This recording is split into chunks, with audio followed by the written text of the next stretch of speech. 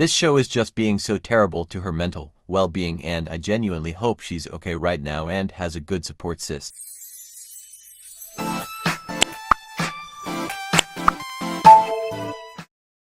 It's time once again for another iland to recap and review. Let's start with the recap on what's going on the iland fandom. Once again, I haven't really been super immersed in the iland fandom recently, but I have definitely seen the discourse surrounding Ji-yoon. I have seen the clip of her crying. I'm not sure if it's this episode or the next since I write the video as I'm watching, and here are my personal opinions. I think it's fair for people to have critiqued her attitude and even call it out.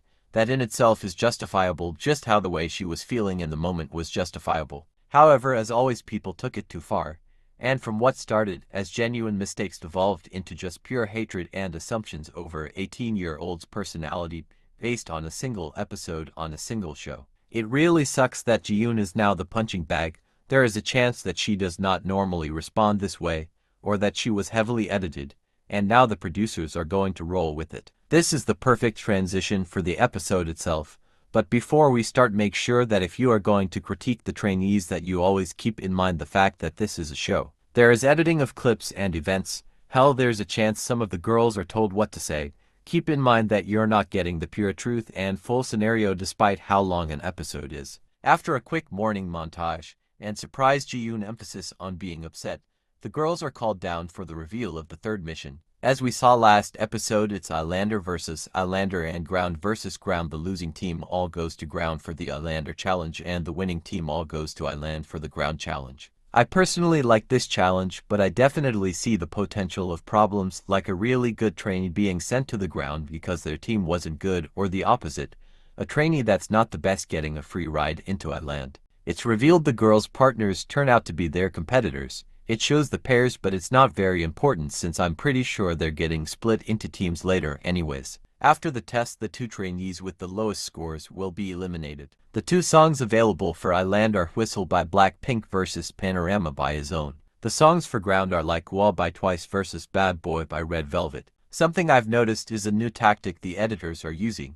which is implementing short snippets and clips of Ji-yoon, in this case saying something negative or looking upset. However, I think that's genuinely just how her resting face looks like. I don't know, I keep noticing it happen during the episode and we're not even halfway done. In the end, Ji-yoon decides she wants Fuko to be able to do the song she wants and joins. Well, so Fuko could choose Bad Boy. Yuko and Nana are then given some screen time. I know they were like trying to make a whole series, oh my god, they're being strategic and shady, but I just thought they were funny. In the end, Yuko got Ua and Nana Bad Boy. After some deliberation, the units for the Iland groups are formed also. Whistle Unit, Yui, Yuju, Minsol, Sujing, Sarong, Jimin, Panorama Unit, Junggun, Mai, CB, Juan, Coco, Seoul. We cut to the Panorama team choosing Junggun as the leader.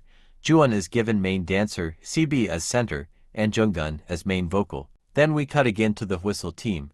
Jimin becomes center, Sujing main dancer, Sarong main vocal, Yuju main rapper. However, the parts are not fixed yet. Yui is worried she will receive a low score again since she hasn't been able to showcase her skills yet. During practice, however, the girls decide to hold main rap auditions again and Yui is then given the main rapper role instead. Yuju is obviously upset and starts crying, saying she's scared she failed to debut for the third time. There a quick skip to the Panorama team, but it's mostly just them struggling to hit the notes, and we then skip to the ground. Fuko and Ji-yoon are chosen as their respective leaders for each group.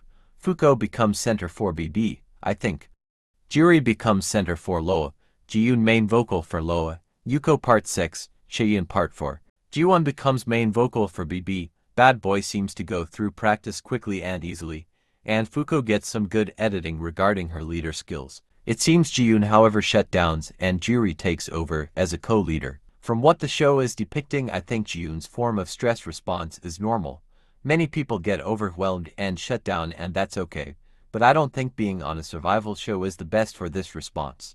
I think it was a you don't know until you try it scenario, where she wasn't sure how she'd respond to scenarios like a survival show and now she just can't really handle it. This show is just being so terrible to her mental well-being, and I genuinely hope she's okay right now and has a good support system. Although like our team seems to struggle a lot during practice and checks, and the show starts adding the more competitive and rivalry elements with shady comments. Back in Iland, it's time for interim checks. Whistle team is first and it did not go well. Jimin is critiqued for her stage presence and breathing techniques, Sarong for her singing, Yui for lyrics. The panorama team is given two tries, one with the original key, the other with a lower key. The team gets critiqued for their energy, but CB is praised for certain actions. Anyways, after some time skip, it's time for the performances.